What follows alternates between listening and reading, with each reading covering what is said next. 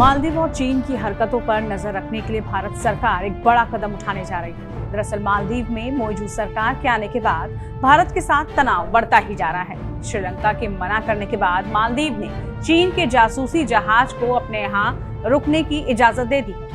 इस बीच भारत ने भी सख्त संकेत देते हुए मालदीव से मात्र 524 किलोमीटर दूर बसे अपने मिनिकॉय द्वीप पर नेवल बेस INS जटायु बनाया है। भारत लक्षद्वीप की अगाती और मिनिकॉय द्वीपों पर एयरबेस बनाने का प्लान है ताकि अपने समुद्री इलाकों को सुरक्षित किया जा सके। भारत और मालदीव के बीच समुद्री सीमा को लेकर भी मतभेद है और चीन समर्थक मौजूद सरकार के आने के बाद इसके और बढ़ने की आशंका है।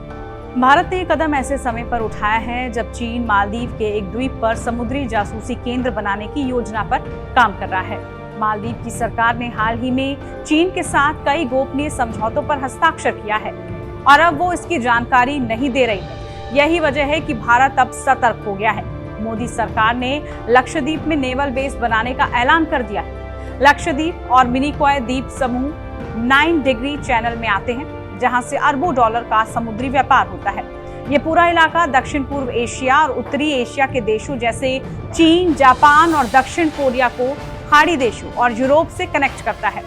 इतना ही नहीं, लक्षद्वीप और मिनिकॉय द्वीप मालदीव से मात्र 524 किलोमीटर की दूरी पर है, जहां चीन समुद्री निगरानी केंद्र बनाने की योजना रखता है। भारत के रक्षा मंत्री राजनाथ सिंह 15 युद्धपोतों के साथ 4 मार्च को मिनिकॉय द्वीप जा रहे हैं, जहां पर वो नौसेना बेस का उद्घाटन करेंगे। इन युद्धपोतों में भारत के 2 विमानवाहक पोत INS विक्रमादित्य और INS विक्रांत भी शामिल हैं। वहीं चीन मालदीव के मकुनुधु द्वीप में एक समुद्री ऑब्जर्वेटरी बनाना चाहता है। इसके जरिए वो भारतीय नौसेना से लेकर अमेरिका नौसेना के युद्धपोतों पर वो आसानी से नजर रख सकेगा। चीन ने 2017 में मालदीव की पिछली अब्दुल्ला यामीन सरकार से इस पर सहमति ली थी। यामीन मोइजू के करीबी रहे हैं, तब भारत ने इसका कड़ा विरोध किया था और अपनी सुरक्षा चिंताओं को मालदीव से पुरजोर तरीके से उठाया था।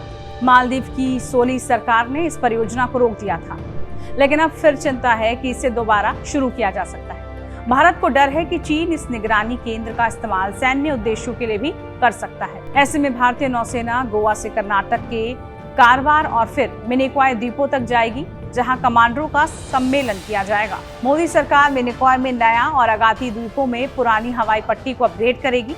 भारत का एक कदम हिंद प्रशांत क्षेत्र में भारत की शक्ति और समुद्री सुरक्षा बढ़ाने के लिए द्वीपों के इस्तेमाल की रणनीति का हिस्सा है। भारत अंडमान और निकोबार द्वीप समूह में भी नई सैन्य सुविधाओं की अपनी क्षमता को बढ़ा रहा है। इससे जहां सुरक्षा तो बढ़ ही रही है, तो साथ ही टूरिज्म भी बढ़ रहा है।